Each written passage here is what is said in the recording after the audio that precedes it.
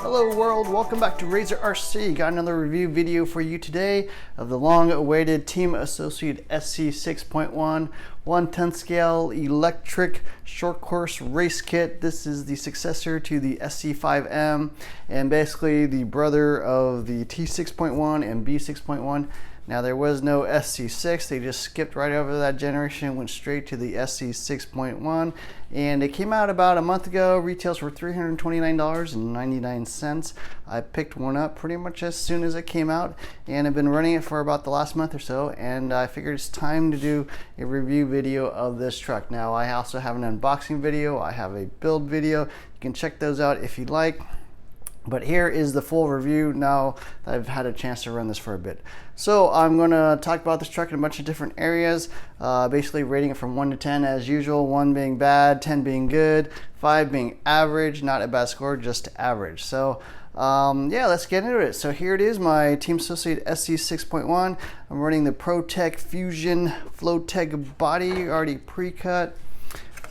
I'm running the J Concepts Hazard plus 3mm wheels with the Proline Electron tires and clay compound, obviously.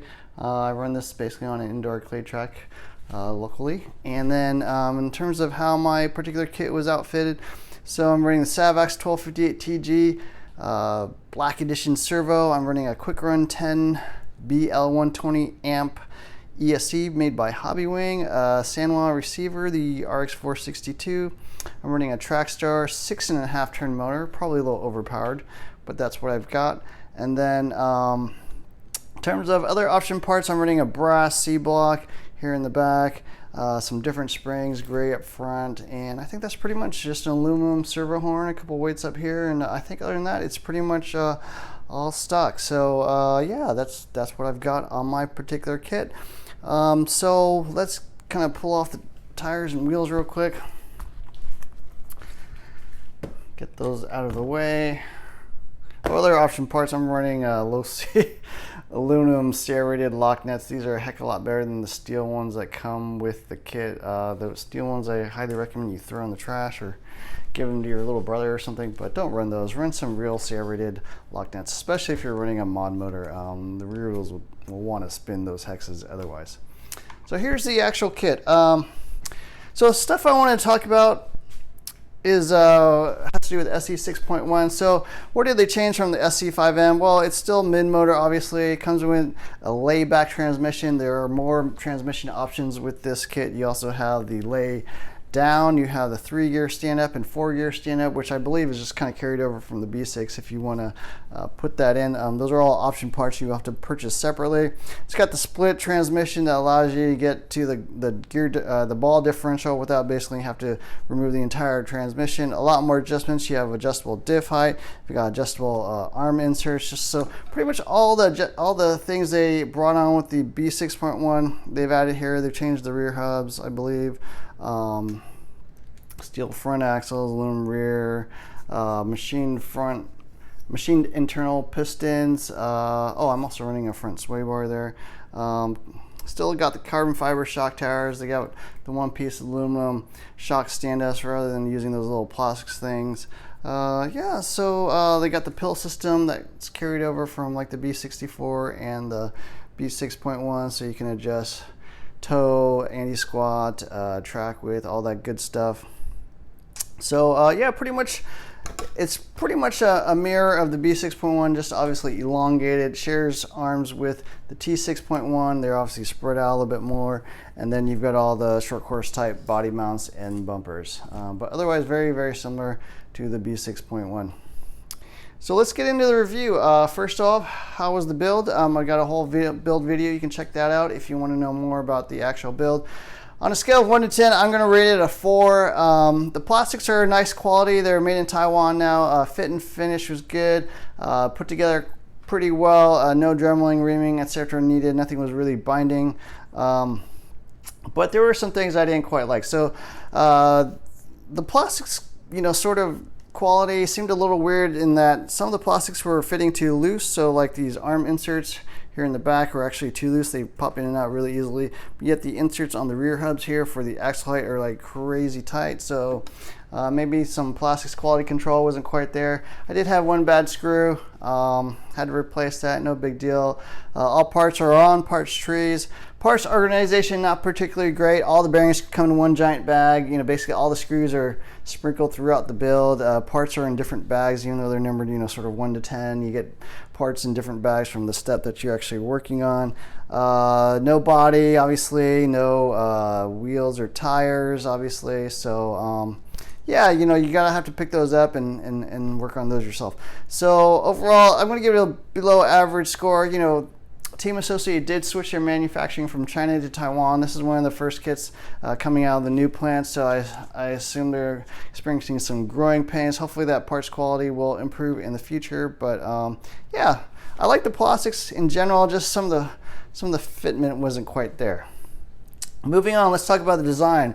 And so, as I mentioned, a lot of improvements over the SC5M, basically modernizing the vehicle, adding a ton more adjustments. Finally, you get lay down and lay back options.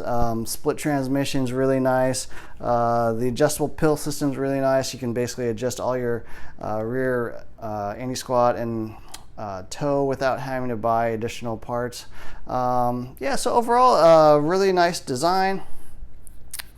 I think I'm going to rate it an 8 out of 10. Basically, for the amount of massive adjustability, I mean, there's more adjustments on this truck than most buggies with adjustable diff heights. You know, basically just tons of adjustments. That's pretty much what Team Associated has brought to the table with the 6.1 series, and the SC6.1 fits right in there. Things I don't like, not a big fan of the top shaft. As I mentioned in my B6 point review, I guess it kind of balances out a little bit better in the rear, but you know, you have to change your spur gears, and they're incompatible with previous kits, so that's kind of a bummer. Not really a good fan mount location. I guess you could put one here, or maybe they make stuff basically to mount to your battery strap. But if you're running a mod motor, you really don't need a fan, so not a big deal. But overall, the design's really good. Not perfect, but I'm going to rate it an 8 out of 10.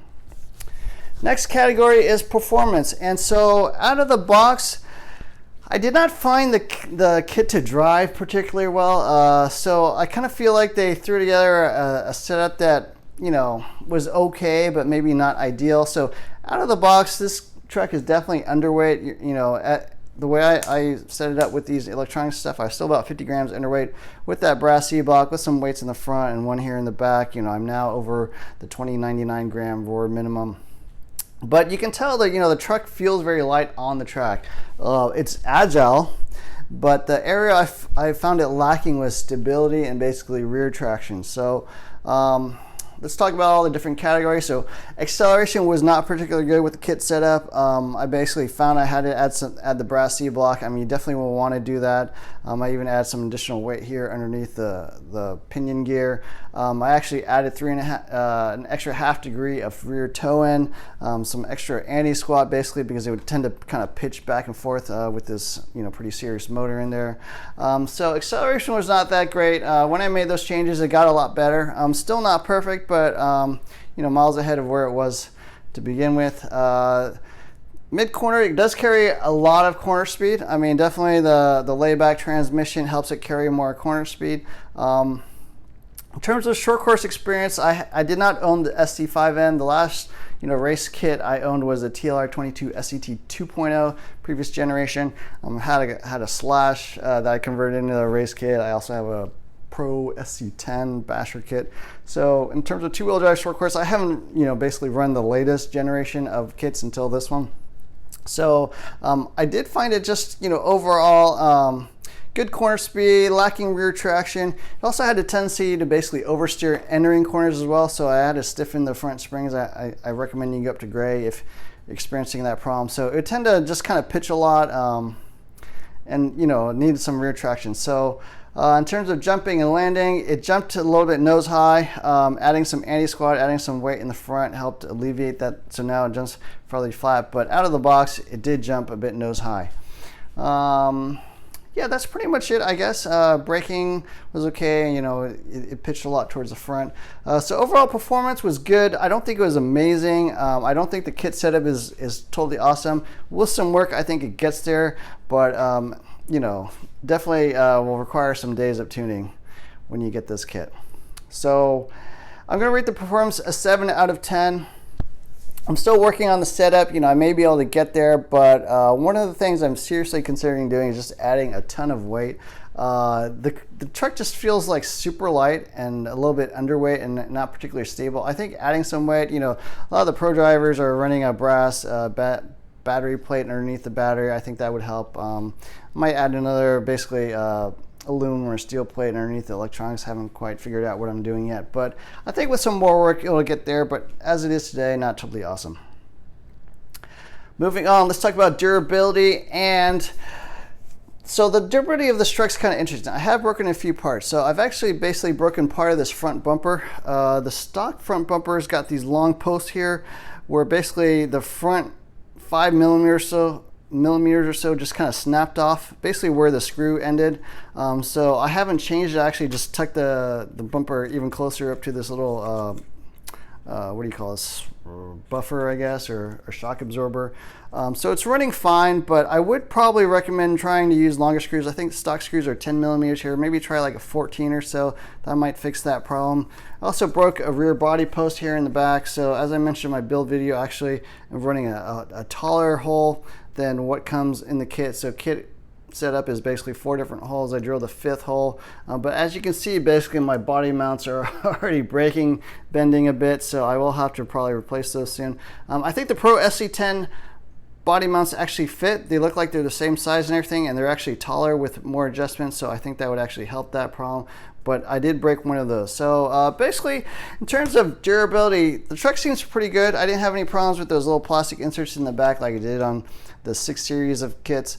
But so what I would say about durability is it seems like all the 6.1, you know, B6.1 parts, T6.1 parts seem fine, all the basic chassis stuff, but all the short course specific stuff, the bumpers, the body posts, etc., don't seem to be quite made out of the right type of material and seemed a little more prone to breakage than before. So I don't know, my body's been holding up, but my bumpers and stuff have not. So I'm going to give the durability a 5 out of 10. It seems like there are probably a couple weak spots. These body posts is one. The front bumper seems to be holding up now, but anyways, I don't think it's a super durable truck, but the main stuff is going to work. I mean, you'll be able to finish races. There's nothing wrong with the arms and hubs and, you know, knuckles and stuff like that. They seem fine. Turnbuckles were fine.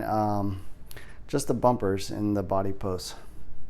So moving on, maintenance. Maintenance on this truck is fairly easy, especially for a short course truck. You know, with the split transmission, it's nice to be able to get to those differentials. The front, you know, basically works exactly the same as a B6 point, easy to get to, the servo and stuff. So overall, I think the maintenance is really nice, really easy to get all the adjustments. I'm going to rate it a 9 out of 10. So very good overall. Support, Team Associated, obviously, once again, most highly supported product, at least here in the United States. You can call them, you can email them, you can get parts at your local hobby shop, tons of team setups, etc. So tons and tons of support. I'm going to rate it a 10 out of 10. So last category is value, and this kit retails for $329.99. The TLR is $349. The Kyosho is even more than that. So on paper, this is obviously the cheapest kit. Nobody else really makes a modern day two-wheel drive short course truck. In terms of value, I mean, you got carbon fiber shock tires, you got aluminum shock standoffs, you have aluminum C&D blocks, aluminum rear hexes. I think that's about it. You got machined shock internals, but you have plastic caps still. So not a ton of value there. There's no body, no wheels, and that's a huge one because my Proline body costs $48. The wheels cost about another $20 or so. So you're going to end up spending somewhere between $60 and $70 just to be able to outfit this kit and be able to run it. Now the TLR is $20 more, but it comes with a pre-cut body. It comes with wheels. So in terms of value, I think this is about average. I'm going to rate it a 5 out of 10. I think the TLR provides a lot more value. It's got the machined pistons and internals and aluminum shock caps. So just a lot of value in the TLR kits that I don't think you get with this. It's still a better kit than the Kyosho, I think. So I'm going to rate it basically average in terms of value. So final thoughts. I think it's a good kit. You know, out there on the market, there's really only this in the TLR. I have not driven the SCT 3.0, so I don't know if this is better, but this is definitely one of the two that you're going to be looking at. Durability is very good. The performance maybe not super awesome, but I think with some time, some tuning, it'll get there, but you will have to spend some time. You'll have to buy some additional stuff, the brass C-block, in addition to the body, the aluminum server horn, the wheels and tires and all that standard stuff. So anyways, I'm pretty happy with the kit. It's fun to drive. It corners really, really well. Tons of corner speed. Needs some work with the rear traction. And one thing I wanted to mention about the rear traction is that of the three main two-wheel drive race types, so buggy, short course, and stadium truck, I feel like the buggy benefits the most from having a laydown. I mean, you can just generate a ton more corner speed.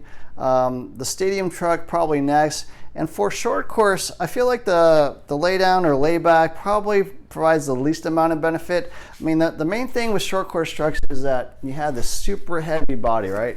So you got a ton of weight up top and basically evenly distributed front to back. So you already have kind of a fairly forward weight bias as compared to, say, a buggy or even a stadium truck. So moving the motor and transmission, everything up a little bit is not going to provide as much of a benefit, I think, as the buggies do from having a laydown. So I think the competitiveness of this truck, I'm sure it's better than the SC5M, but probably not such a massive change like the B6 was from the B5M. So last thing I want to talk about is some suggestions. So if you're running this Pro line Fusion body, one thing I didn't mention in my build video is that you basically have to raise the rear body post because the way the bumper sits, it's like basically sitting inside the body. So I had to basically carve out part of this body. And one thing I would recommend doing is if you're running this body, you have this super thin little piece here in the back.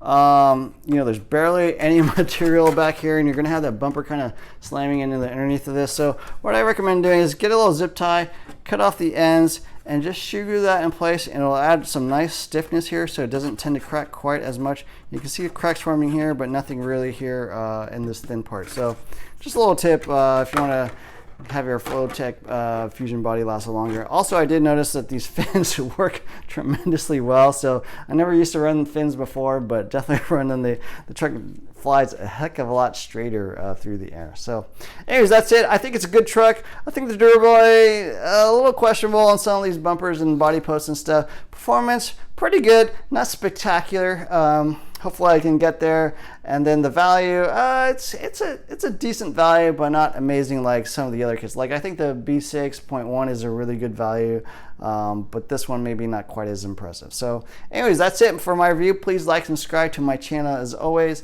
Hit the add notifications button if you want to find out about new videos, reviews, etc. Throw down a comment. Let me know what you think about this truck. Are you excited about it? Anything I didn't answer here in this video? And thanks for watching. Take care.